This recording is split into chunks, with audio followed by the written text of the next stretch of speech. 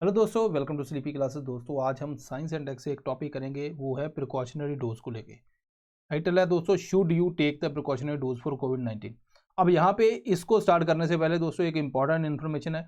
वो है दोस्तों, जो भी स्लीपी के जो कोर्सेज हैं उसके पास उसके ऊपर 10% एडिशनल जो डिस्काउंट मिलेगा दोस्तों सारे कोर्सेज के ऊपर। अब ये दोस्तों वैलिड है कहाँ तक, 21 दिसंबर से लेके 1 जनवरी तक। तो इतने ही टाइम पीरियड के लिए वैलिड है। आप इस कोड को यूज़ करके दोस्तों इसको ऑफर को अवेल कर सकते हो। अगर आप इंटरेस्टेड हो तो यहाँ पे आप कॉल कर सकते हो और इस साइट के ऊपर विजिट कर सकते हो। ठीक है जी।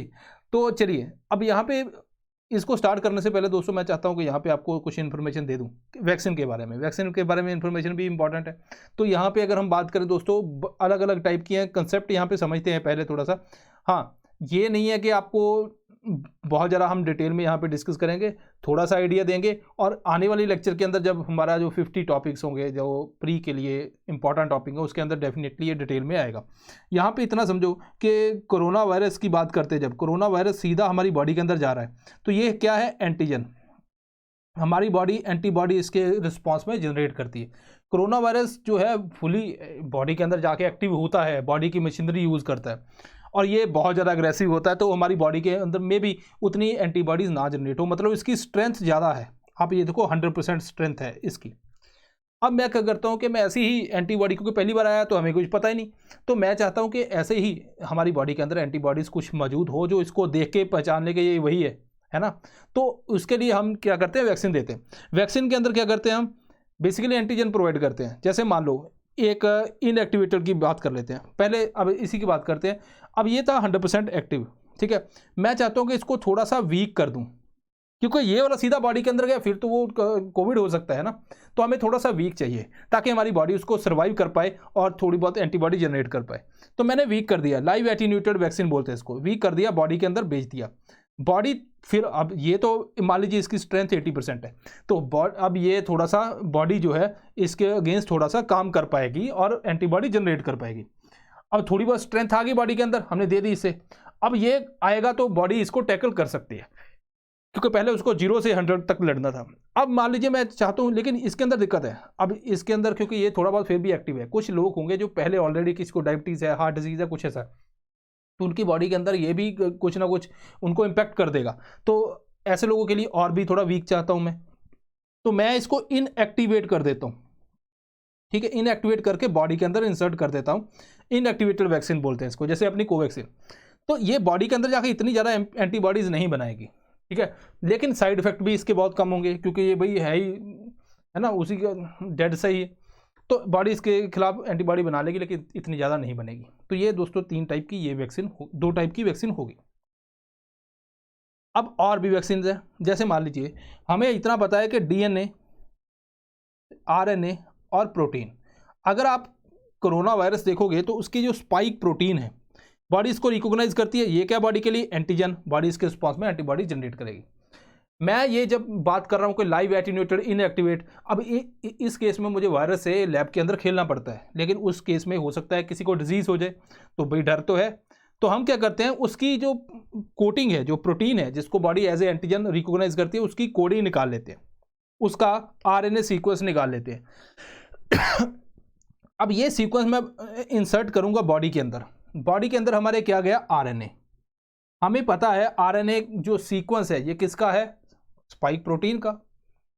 अब ये आरएनए जो है बॉडी के अंदर क्या बनेगा, प्रोटीन बनेगा। ये कौन सा प्रोटीन बनेगा, यही वाला प्रोटीन बनेगा। और जब ये बनेगा तो ये स्पाइक प्रोटीन बॉडी इसको रिकॉग्नाइज करेगी as antigen, body antibody release कर देगी। तो ये है थोड़ा सा इसके अंदर आरएनए वैक्सीन के अंदर। अगर मैं डीएनए वैक्सीन चाहता हूँ तो मैं डीएनए बनाऊंगा। डीएनए बॉडी के अंदर वही प्रोसेस है, पहले आरएनए के अंदर कन्वर्ट होगा, देन फिर प्रोटीन के अंदर कन्वर्ट होगा, बॉडी उसको रिकॉग्नाइज करेगी, एंटीबॉडी जनरेट करेगी। तो यहाँ पे सब यूनिट बेसिकली आरएनए डीएनए इसके अंदर ही हम इंक्लूड कर देते हैं। मैं सब यूनिट का मतलब होता है कोई भी पार्ट, ठीक है, आप भेज रहे हो, चाहे आरएनए का, डीएनए का हो, चाहे स्पाइक प्रोटीन हो, तो ये सारे उसके अंदर आ जाते हैं। इनएक्टिवेटेड वायरल वेक्टर, जैसे अपना ये कोविशील्ड वायरल वेक्टर क्या है, हमने क्या किया, जीन लिया, वायरस के अंदर डाला, मोस्ट प्रॉब्ली एडिनो वायरस, और वो वायरस हमने बॉडी के अंदर इंसर्ट कर दिया। बेसिकली हमने वेक्टर का सहारा लिया। तो ये अलग अलग टाइप की वैक्सीन है, मैंने यहाँ पे आपको ओवरव्यू दिया। अब बात करते हैं दोस्तों करंट सिचुएशन की तो रिसेंटली गवर्नमेंट ने बोला भाई चाइना से लेके यूएस ये सभी कंट्री के अंदर केसेस राइज हो रहे हैं, इंडिया को भी ध्यान देना है। तो करंट सिचुएशन इंडिया के अंदर देखें तो बहुत से लोगों को कोविड है, लेकिन यहाँ पे पूरे हमें अगर आप देखोगे एक्टिव केसेस 3400 के आसपास है, लेकिन बहुत से केसेस ऐसे होंगे जिनको कोविड है पर पता नहीं है, या किसको कोविड है किसी को बताया नहीं, या किसी ने RT-PCR नहीं करवाया, तो वो सारे केसेस भी इंडिया के अंदर हो सकते हैं। अब गवर्नमेंट ने वैक्सीनेशन डेटा का क्या बताया, वैक्सीनेशन के अंदर गवर्नमेंट कहती है लगभग 220 करोड़ जो है शॉट्स लग चुके हैं, जिसके अंदर 102 करोड़ के आसपास जो फर्स्ट डोज वाले हैं, 95 करोड़ के आसपास सेकंड डोज वाले हैं, 22 करोड़ के आसपास जो है वो प्रिकॉशनरी डोज या बूस्टर डोज वाले हैं। सो इट मीन्स के बूस्टर डोज हमारी बहुत कम है अभी तक, ठीक है।